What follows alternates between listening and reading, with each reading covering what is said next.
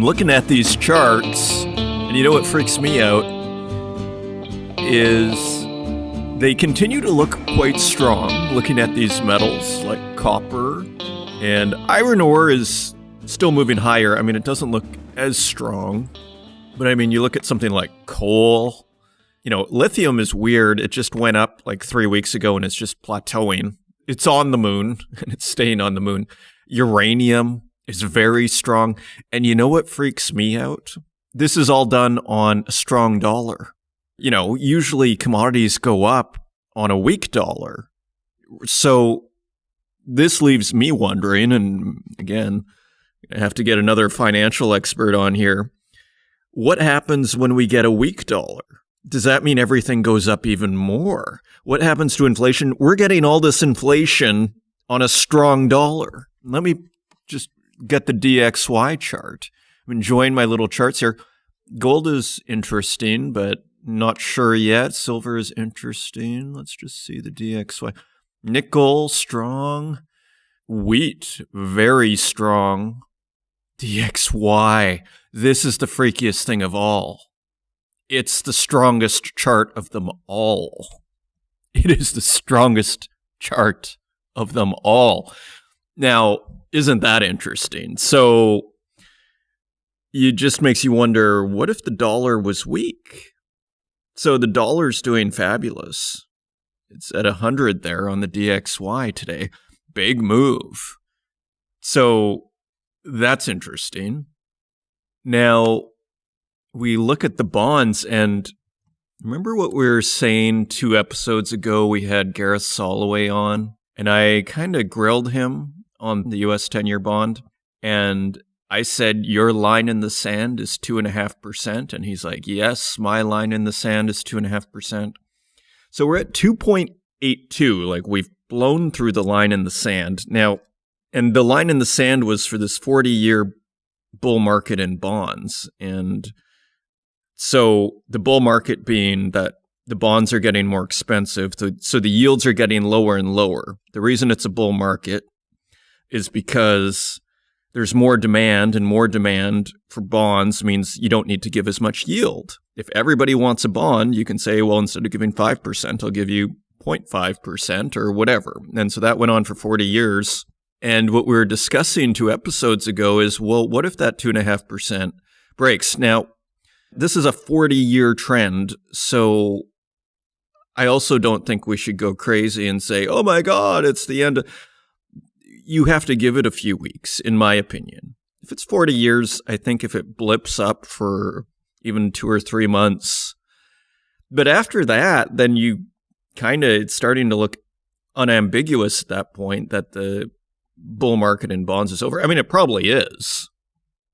I mean, what's so kind of, and Gareth didn't think we would break 2.5%, and because he probably didn't think the bull market would end the following, 2 or 3 days, a 40-year bull market. But so anyways, so not to get too into bonds, but that's a pretty big deal. And that also might be freaking everyone out. I mean, to me, the most positive side of the market now is that everybody is bearish. Everybody is bearish. So it's starting to be like, maybe we're going to get a rally of some kind here. Maybe the trade is getting pretty one-sided here.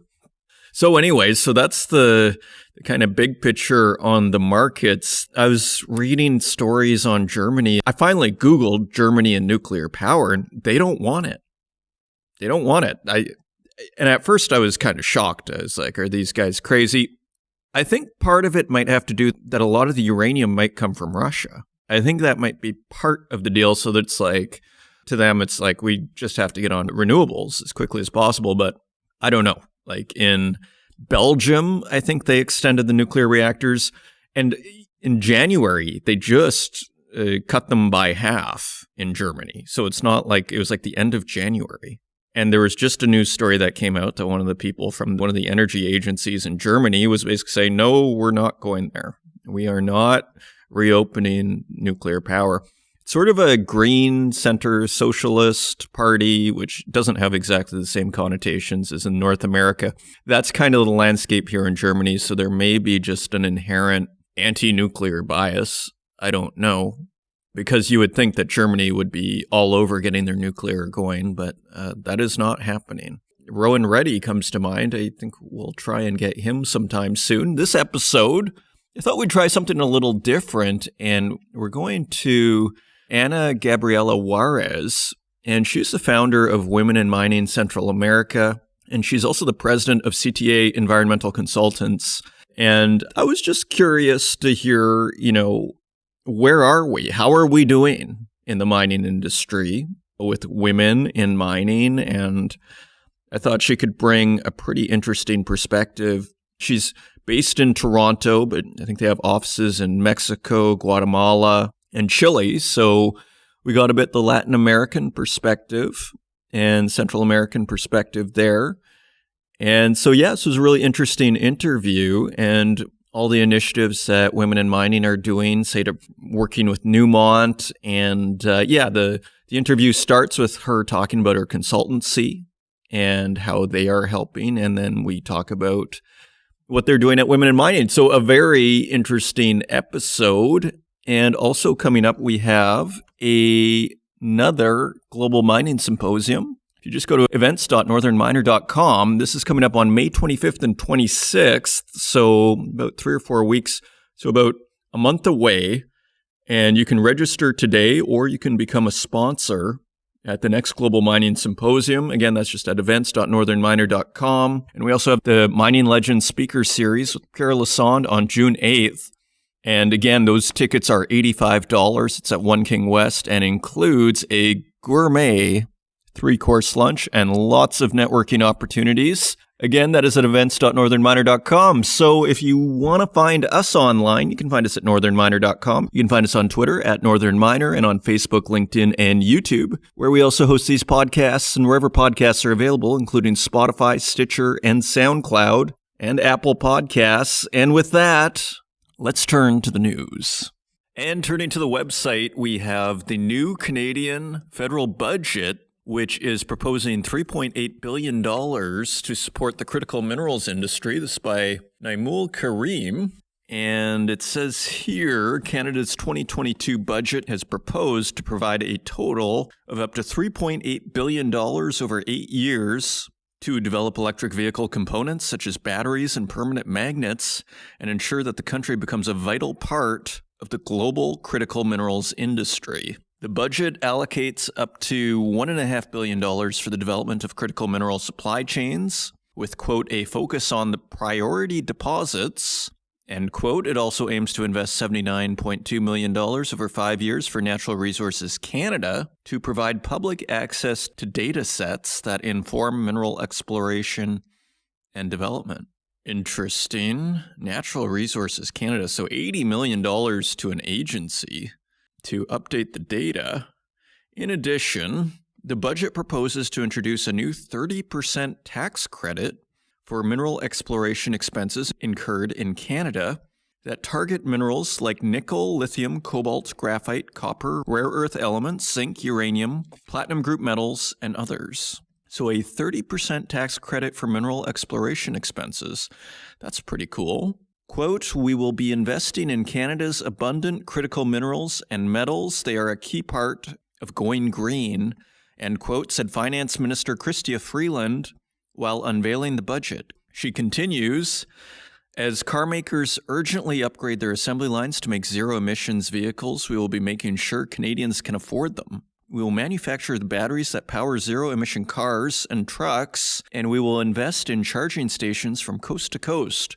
For our children, that means cleaner air and cleaner water tomorrow. Brendan Marshall, VP Economic and Northern Affairs at the Mining Association of Canada, described the budget as, quote, exceptionally positive, end quote, for the mining sector during an interview with the Northern Miner. And Brendan continues, the emphasis on the mining sector in this budget is unique compared to those in recent years. The level of prominence in the sector as a driver of low-carbon, clean-tech development is well thought out and well understood. This is a vision budget for the sector. A vision budget. I repeat, this is a vision budget for the sector, according to Brendan Marshall, VP Economic and Northern Affairs at the Mining Association of Canada. Wow. That's great news.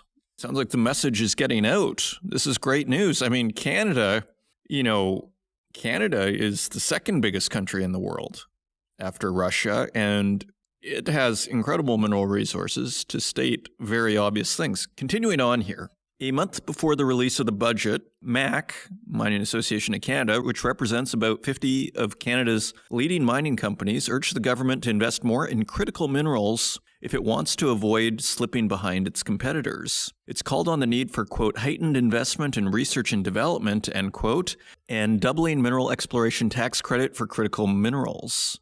Marshall said the measures proposed in the budget were representative of MAC's views. He added that the proposed budget provided geoscience and exploration incentives to find more minerals and metals, especially in the case of rare earth and battery metals. So you can read the whole article on northernminer.com, but some good news for the mining sector coming from this year's federal budget. Very interesting. And speaking of critical metals and supply chains, analysts adjust higher metal price assumptions on Russia-Ukraine conflict, says by Henry Lazenby. And it says here, several analysts have adjusted higher their metal price assumptions for 2022. So they have raised their outlook as the February Russian invasion of Ukraine drags on, wreaking havoc on global metals and mineral supply chains. Moody's Investor Service released a report on April 6th flagging spiking prices for commodities Russia is a crucial producer of. These include aluminum, zinc, nickel, copper, gold, and metallurgical and thermal coal. Moody's said the price moves reflected fears of supply disruptions and scarcity at a time of generally low inventories, especially for base metals. Moody's noted that some base metal prices, including aluminum and nickel, approached record highs in the first quarter of 2022, while copper and zinc prices have remained elevated. And we have a quote from Moody's: "Our price assumptions incorporate our expectation that G20 economies will expand by 3.6% in 2022 and 3% in 2023. China's GDP will grow by 5.2% in 2022 and 5.1% in 2023, reflecting policy support with higher infrastructure spending, tax cuts, and measures targeted to specific segments. These factors support commodity prices because China is a significant commodity consumer." And they continue, risks to the outlook are high as the escalating Russia-Ukraine crisis has the potential to tip the global economy into a recession. Well, that's what I was thinking as I was reading that. I thought, these are pretty optimistic numbers. 3.6% for the G20. And they also say surging energy and steelmaking input costs and fears of potential raw material and steel product shortages caused steel prices to rise during March. After steep declines during the second half of 2021, these factors are expected to keep steel prices at elevated levels in 2022 and possibly longer. The military conflict has put Russian coal exports at risk, further disrupting supply and increasing coal prices. And finally, they say at the same time, an extended conflict would in turn directly reduce industrial activity and demand for metal and steel, constraining further growth in commodity prices. Well, I mean, this is the big fear, I think. Taking Russia offline off of the global economy, there are a whole bunch of unintended consequences that could result from that. So basically, if we just get status quo, nothing bad happening, I think we all have to be thankful for that. Turning to our next story, world's top diamond miner Alrosa hit by U.S. sanctions. This is by Cecilia Jamasmi. And it says here, Alrosa, the world's top diamond producer by output, has been hit by fresh sanctions imposed by the U.S. Department of the Treasury's Office of Foreign Asset Control, OFAC.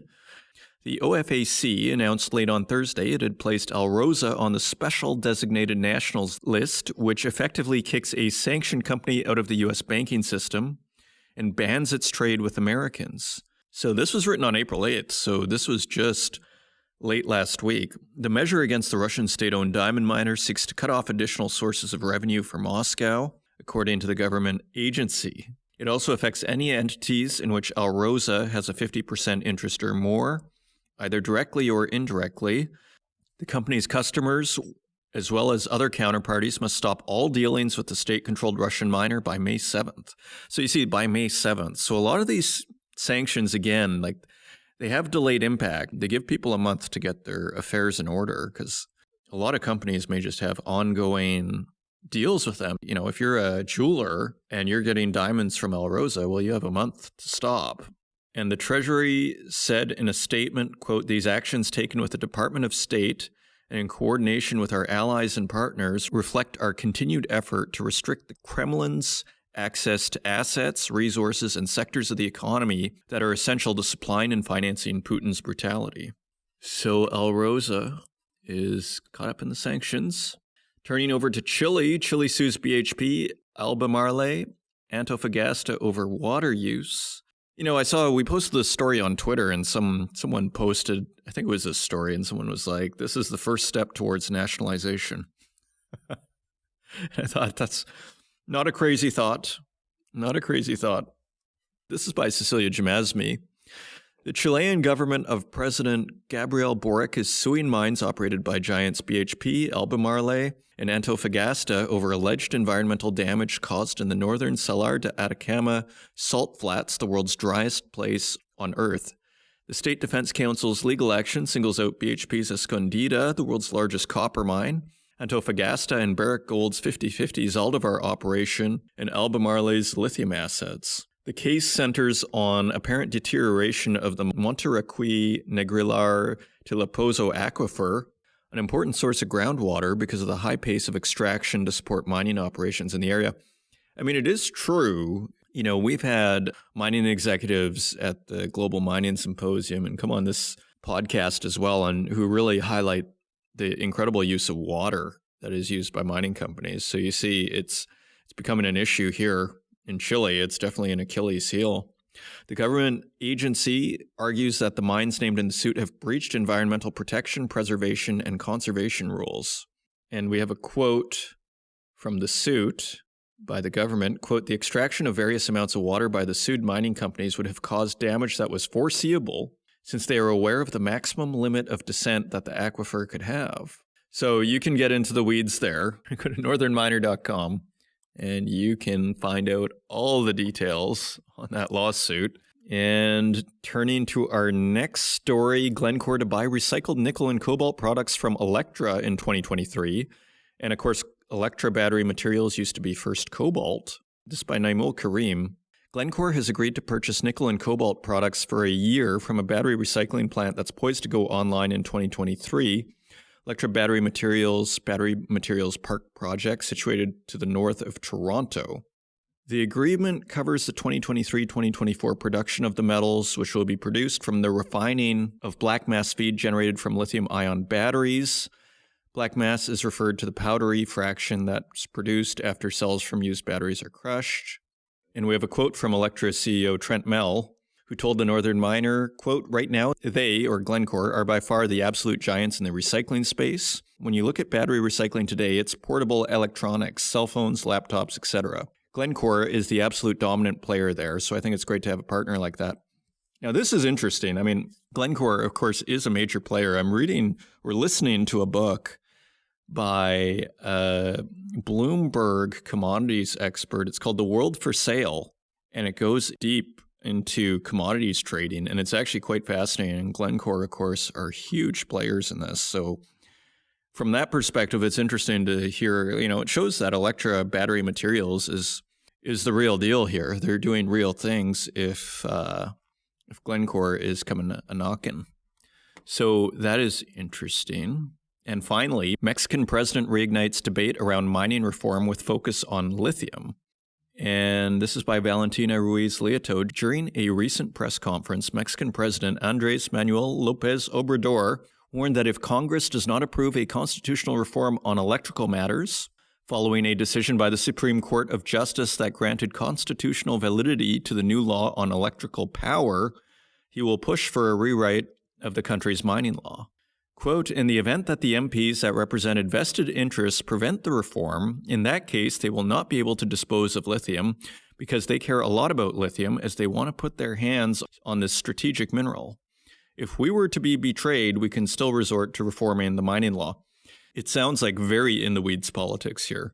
Again, mining getting caught in the middle. So, I mean, mining is really at the heart of so many things right now with this war.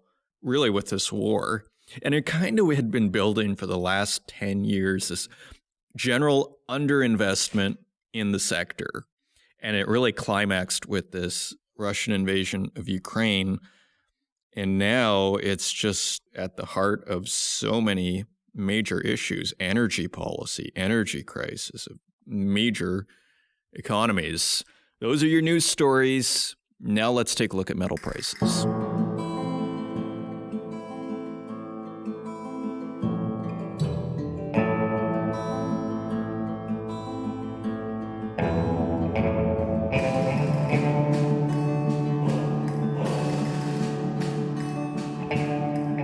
Turning to metal prices, we'd like to thank our friends at mining.com/markets for providing us with these prices each and every week. And on April 12th, gold is trading at $1,957.40 per ounce. That is $31 higher than last week. Silver is trading at $25.18 per ounce. That is 69 cents higher than last week. Platinum is trading at $982.23 per ounce. That is $14 lower than last week. And palladium is trading at $2,442.25 per ounce. That is $116 higher than last week. And turning to our industrial metals, copper is unchanged at $4.71 per pound. Aluminum is 5 cents lower at $1.54 per pound. Lead is a penny higher at $1.10 per pound. And nickel is at $15.47 per pound. So that is higher after all the turmoil. And how much higher is that? That is 61 cents higher. So it is maintaining pretty elevated levels there. The high was at $21.87 when it got crazy, but it's still at $15.47. So nickel, very strong. Tin breaks $20 at $20.09. That is 18 cents higher than last week. Cobalt is at $37 even. So it is 40 cents lower than last week. And look at zinc at $1.94 per pound. That is 6 cents higher than last week and almost at $2. So lest we forget, like zinc, 2.5 years ago was at 88 cents. And now it's at $1.94. So if we zoom out a bit, we have some big moves, I think, in nickel, just the fact that it's maintaining such an elevated level. $10 was a lot for nickel, and it's 50% higher than that at $15.47. Gold and silver look strong, so it looks like maybe something's starting to happen there. Zinc looks very strong, and so does tin at $20. Again, 2.5 years ago, or close to 3 years ago, this was at $7.75. Now it's at $20 for tin. So it's back to this US dollar issue in a lot of ways, because all of these commodities are priced in US dollars. So if your currency, and the dollar is strong right now, so most currencies, not all, but many currencies are going down against the dollar. So the amount of money in your own currency to buy dollars, you have to spend more. And then commodities are going up on top of that. So, if you're in a non-commodity based country, maybe some country in Africa or a Latin American country without resources that are being exploited, or maybe some Southeast Asian economy, it's not like the problem is coming. The problem is here. It's not something that's in the pipeline. These fast moves, if things don't relax soon, we were looking at wheat earlier at the chart, and it's very strong. Wheat priced in US dollars is going up. So yeah, the problem is here. And those are your metal prices. And coming up, we have Ana Gabriela Juarez, and she is the president of Canadian operations of CTA Environmental Consultants, where she leads the team consulting to major resource projects, mainly in Latin America. Ana is also the founder of Women in Mining Central America, a non-for-profit organization focused on promoting and empowering women, as well as educating about mineral resources and advocating for the sector in Central America. Ana is also a non-executive board director at Royal Road Minerals. So in this interview, we start with the consulting side of the business, and then we move more to the women in mining side of things. So I hope you enjoy the interview, and I will see you on the other side.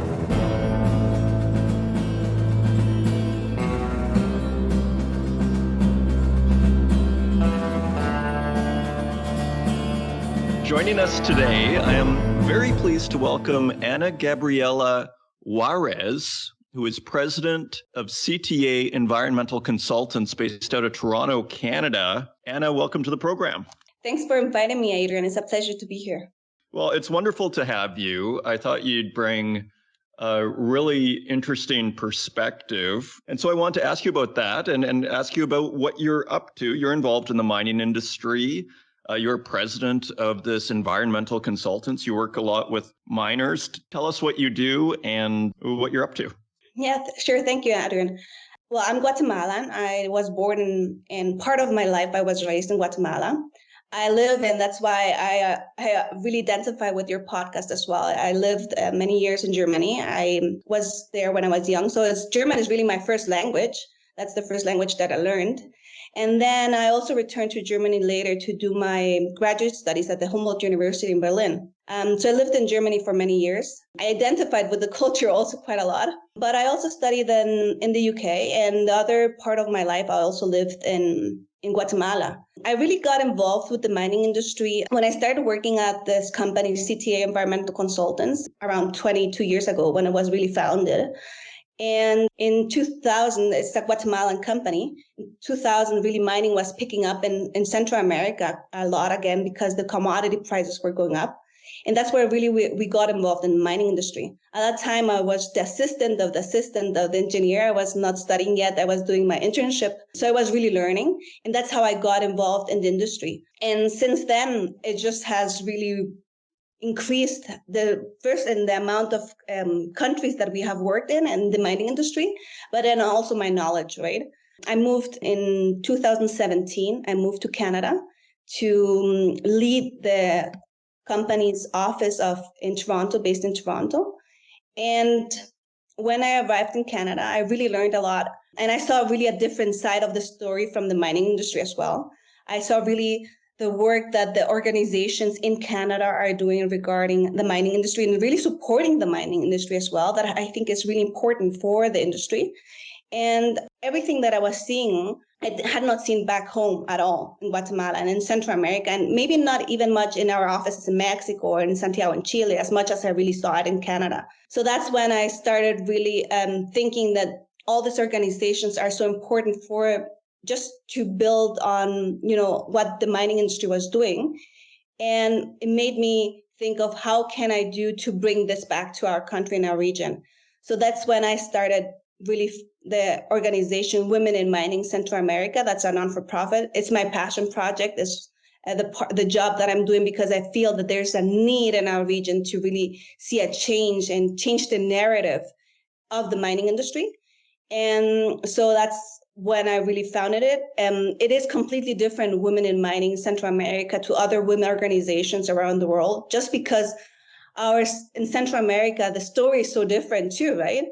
So we really had to adapt it.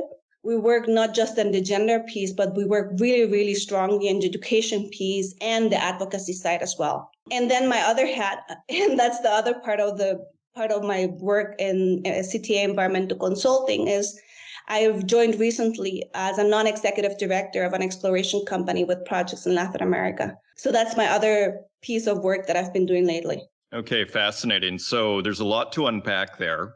Maybe I'll start with just the company itself that you're working on, and then I'll get to the women in mining part afterwards. So tell me about the company. Like, what does it do, CTA Environmental Consultants? Like, do people ask for your advice for communications or for seeing if they're damaging the environment and how to measure those things? What are you doing for them? Yeah, we started with the mining industry. We really work in the different stages of the mine cycle life. So we start really from the beginning when they're exploring. They need permits, for example, and we start working then. But also when they're already operating, they need a lot of compliance. They need also, for example, money to be raised. So we are auditors, for example, for banks to ensure that the companies that they're going to be financing comply with the highest standards regarding environment and social.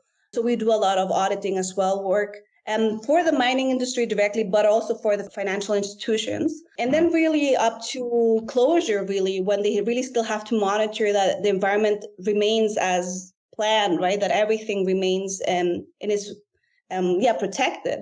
So we really work all through the cycle of life of the mining industry. We have a diverse team. As mentioned, we're Guatemalan, but we have offices in Mexico, in Santiago in Chile, and the one in Toronto. But we have worked in Europe, you have worked in Asia, we have worked in Africa, but our core and our strength really lies in Latin America. That's where we add value to our clients. Yeah, perfect. And so as I hear you speak, I wonder to myself, and correct me if I'm wrong here, I imagine a typical client might be a smaller miner that does, because I would think the bigger miners, and again, correct me if I'm wrong, I would think that they would have that internal people that would be taking care of that whole process, and that maybe that you're helping out the two-person company that basically doesn't have an ESG person, for example. I don't know. What do you say? I think it's both. We work really with both. I think our biggest clients are the big mining companies because they have so many requirements as well. Sometimes even if they have large teams, they still require lots of support from outside. Plus, on the compliance side, and that is one important part, you cannot be doing the work and saying that you're doing it well too, right? So they need someone to come externally and say, yes, what they're doing is the right thing. Or, for example, in the environmental monitoring part, for example, they're taking samples, but a third party comes and takes samples too and ensures that the results they're getting is the same ones this company's getting, right? So it's really just, I think it's a mix of both. We really have big clients, like for mining companies that are big. And then we also have junior mining companies that, like you say, is like two people.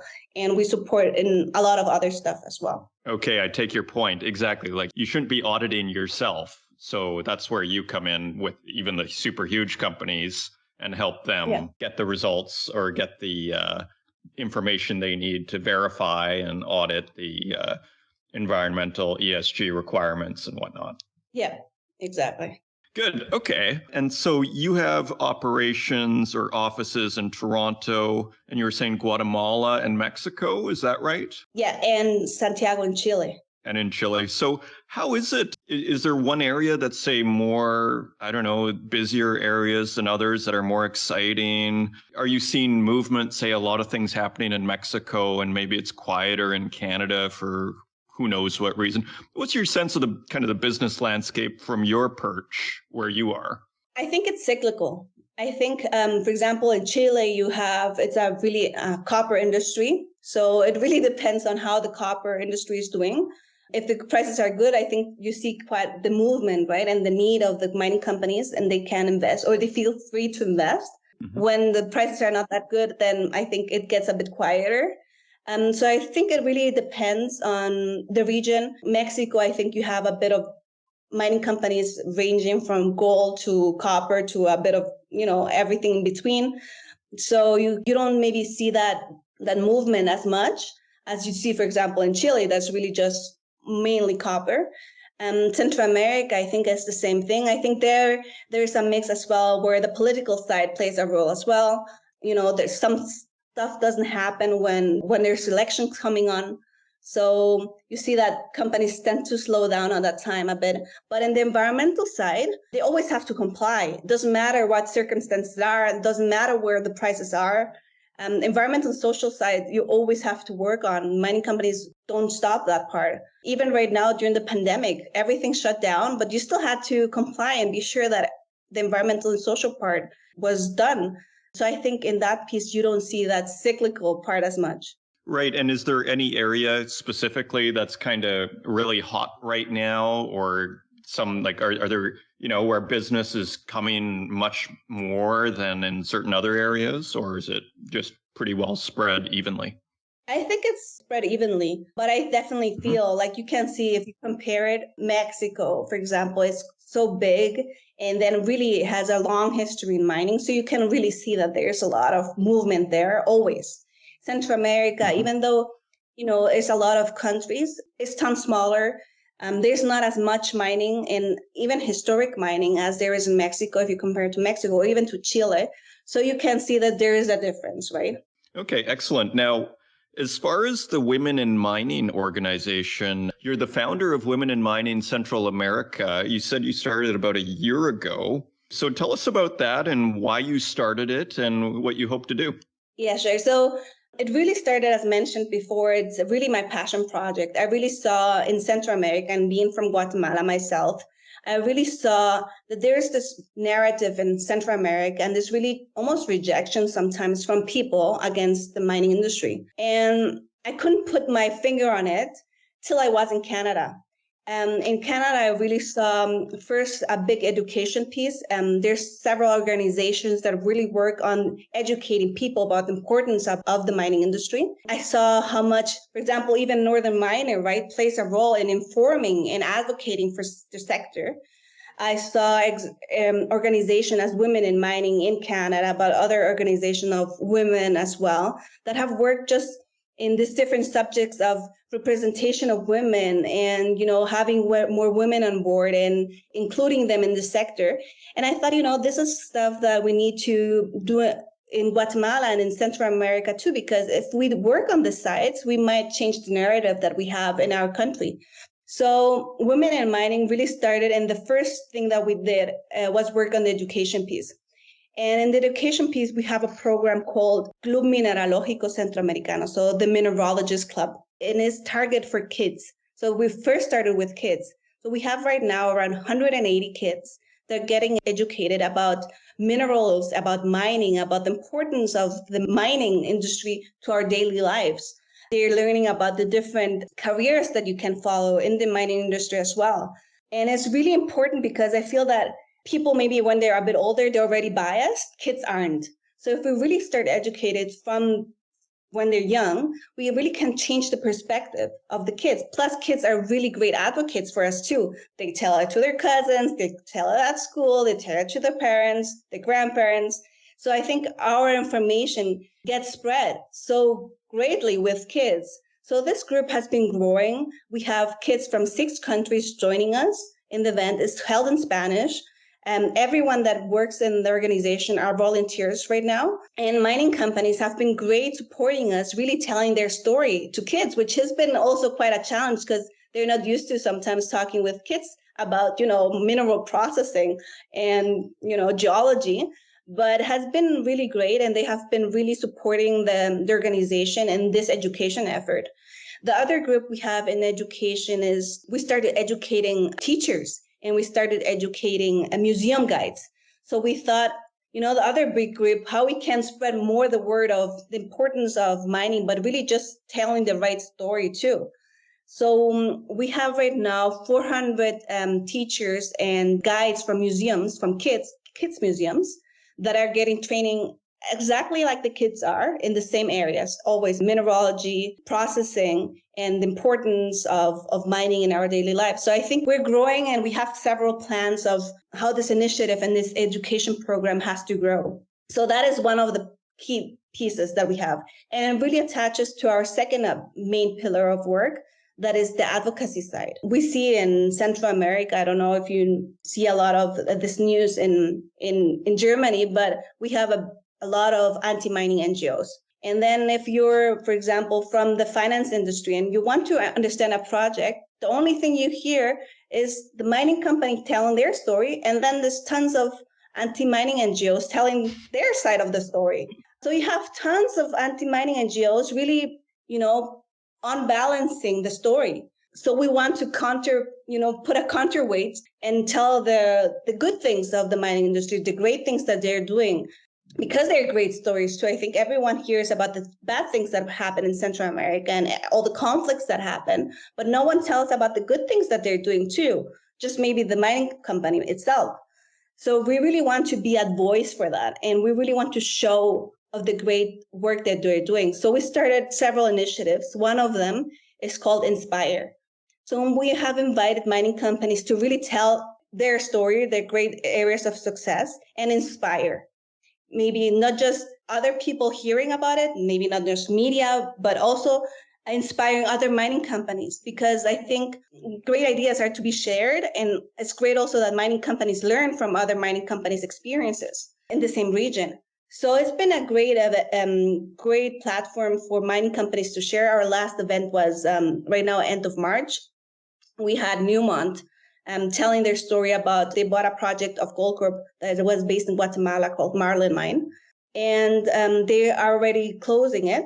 and they told their story, how everything is being left, how everything is now green and how it was almost before, right? So it's really great to see that we had a great also participation from the Minister of Energy and Mines of Guatemala, saying exactly, this is what we want. This is the type of investment we want. This is the type of compromise we want from the mining companies as well. So I think just having these discussions, I think has been really, hopefully really helpful for the industry too. And this is the type of work we want to do. And then the third piece, of course, is the gender piece, right? Where we want to see more representation of women in the mining industry. Well, I just think this is so well timed because I think we're in a climate where mining companies I would think, would jump at the chance to go to a Women in Mining event and explain what they're doing. It's not like the 1980s where they would just say, oh, this is insignificant. Why am I doing this? So I think it's awesome. And I think this focus on education is actually really smart. I mean, I was thinking to myself as you were describing the kids, when I was in grade 6, we got the environmental lecture. And I remember the earth is is going down and we're going to hit an environmental catastrophe. And yeah, that was my introduction to, environmentalism and all that stuff. And so, sometimes we forget about the kids in a sense, but it's really important to have that balanced view and to provide that to them. Because as you rightly point out, you can shape how they think at that very young age. So at least give them balance so they can think critically, because they actually can think critically oftentimes. So very fascinating. So my question then, going to the women's side of things, how far have we come? How are we doing from your perspective? So it's interesting because one of our first things that we still have to do in Women in Mining Central America is really getting statistics. I think in Central America, we don't have statistics at all, but there is a general fact, and being a woman myself, I do go to sites and I do see that there's an underrepresentation of women in the mining workforce. If you look at it globally, there's some reports that indicate that there's around 8 to 17% women globally. I know, for example, one of our companies that is in Central America and in Caribbean region specifically, for example, Barrick, Pueblo Viejo mine, they have around 18%, and they have managed to bring up the needle, like move the needle quite a lot. I think they started up with 10 or 8%, and then they brought it up to around 18%. But for example, if you compare that to other sectors, they talk about 37% representation of women. So we're really quite under everyone else in the industry. And then if you think in the corporate pipeline, that is general. But in the corporate pipeline, when you think about women in the C-suite, so managers and all that, that even drops even lower. So they talk, for example, in the mining industry, they say that it's around 13% of women in that part in the C-suite.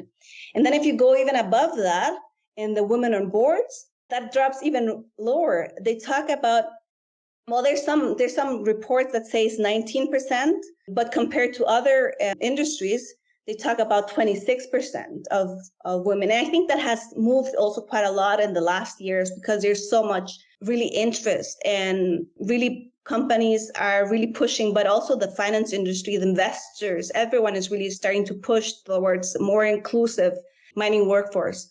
So that has been moving, I think, in this last year. I think these numbers are from 2021. So it's really interesting. And then if you really think about the diversity part, not just women, but also representation of Latinos, for example, or just, the gender piece or ethnicity piece or the race piece, I think that is even more critical.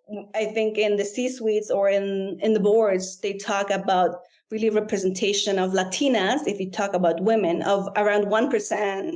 So it's really, really, really low, the amount of women that are of a certain ethnic group that are represented. So yeah, that is a really interesting part as well to see and to change. Yeah, I mean, it tells me that there's a ton of opportunity out there for young women or just women in general to come into the industry. Like, I wonder if maybe, are there not enough women for the company? It's probably both. And you'd correct me if I'm wrong here. I assume because they're having a hard time getting anybody to study mining to begin with. And so I wonder what the numbers are, for instance, of the gender numbers, let's say, for people studying mining. I assume it's probably more men than women, right? And so there's probably a double problem of maybe old cultural stereotypes where people don't hire women, and then a lower pool from education. I don't know. Have you thought about that? And what do you think of that? Yeah, completely. No, you're completely right. And more in Latin America, where we have really a machista culture, right? They think, yeah, men are supposed to be the ones working and women are supposed to be home. So I think there's that part. But then also, I think you're right that the fact that there's certain careers that women tend to choose. And I think that's why the education platform that we put, I think is really interesting as well, because it brings girls to understand all the STEM, like science, like all the technical stuff, mathematics, engineering, and they really learn from this. So our education purpose, our education work is not just for the advocacy side, but it really is also a tool for entering more girls into this type of industry and really making them learn about it. And they have seen, in our case, a lot of our speakers are women. So they see also, these women that are doing this type of work. So I think they can, I don't know how to say it, but maybe see themselves in them, right, as women. So I think that is also an important piece, but you're right, it's both things. Interesting. Okay. So again, I just see, sounds like as the industry opens up, I just see opportunity really for women who are coming in and minorities, because there's not enough, right? And these guys increasingly have to fill their quotas, right? They don't want to all whiteboard, so where's the most work needed then in your view? Where do we need to fix things the most? I think it's a mix of things that you need to do. I think you need to start leading more women into the pipeline. I think you need to work on that piece. And I think that really starts from education from kids, but also women that are going to go to university, to start helping them to join STEM careers. And then at the same time, really mining companies have to establish themselves targets and objectives. We have seen this really clearly in this last years. If you think about Newmont and the sustainability-linked bonds that they recently established regarding women in leadership roles, for example, and they put targets of 50% women in senior leadership roles by 2030. So that gives you a specific that you really need to really set targets and measure them to see that you're really moving the needle. And then it has to do with bridging to fill the gap by, for example, CEO and management commitment. You have to ensure transparency. And like I mentioned, setting targets and measuring progress. And there has to be leadership development for women to ensure robust pipeline of talent. But even little things like infrastructure for women, sometimes because there was such a male-dominated industry, you have to have bathrooms or certain health and safety equipment that are specifically for women. That all this has still changed, right? And it's still changing in this last years. So I think it's adapting it for making it also friendly for women to be able to even work there. So I think it has to be a mix of different initiatives that you have to work on to be able to really change and move the needle. Yeah, that all makes a lot of sense. And again, it's almost back to this education issue and why you guys are so perfectly positioned. Okay, so as we wrap up here, what's on the menu for you as you go forward, say with women in mining and just in general, but what do you guys have coming up? Are there any events or anything? Yes, we have a lineup of already events that we're doing at the end of the month. Well, this month of April, we're turning 1 year old. So we're celebrating in one of the countries. So WIM Central America works from Guatemala to Panama and the Caribbean region. So we're going to have an event in Nicaragua where it's called a Cóctel Minero, a mining cocktail. And it's really just trying to bring women, but also men. If we're talking about inclusion, we need to bring both on board and really have a discussion about the importance of gender equity. And we're going to be also during that day really honoring some of the women that have been opening the path for many other women in our one of our initiatives called Mujer de Oro, Women of Gold. So we're honoring them that night as well. But we have other events lined up. We have every 6 weeks or to 8 weeks, we have our kids club. We have our training for trainers. That is the teachers that we're training as well. So we have a lot of different activities. I think right now we are so new that we're still it's been really working on getting people to know about us and the work that we're doing, and seeing that really Central America is such an important area for doing mining, even though there is so much controversy sometimes regarding the political side. There's such a great geological potential. If you really just think about the world-class deposits that we have of Barrick, for example, in Dominican, but also the Escobal mine of Pan American Silver in Guatemala, or the Cobre Panama of First Quantum in Panama, do you really see the potential that there's there? And we really just need to get closer to these actors, trying to see how we can support their organizations and be a voice for them as well, or support for them locally or globally, or whatever they really need.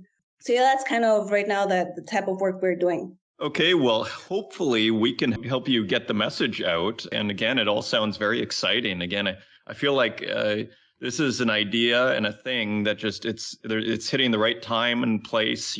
Timing is everything. And I just think you guys are really well positioned to just grow and help the industry. So it's all, again, very exciting. So if people want to learn more about, say, the Women in Mining, as well as your company, where would they go online? Our company's website is www.cta-consultoria.com, and the Women in Mining webpage is www.wimcentralamerica.com.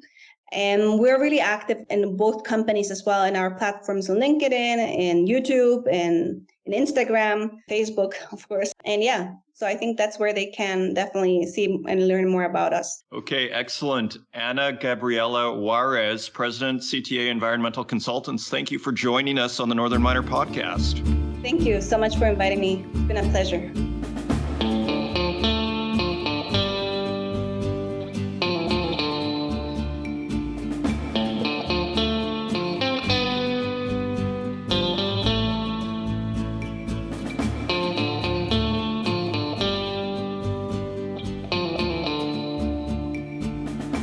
And there you have it. Thank you once again to Ana Gabriela Juarez, President, CTA Environmental Consultants and founder of Women in Mining Central America, for joining us on this week's podcast. Sounds like they're doing some good. And with that, if you want to help out the podcast, leave us a review in the Apple Podcast directory, share it with your friends, and until next week, take care.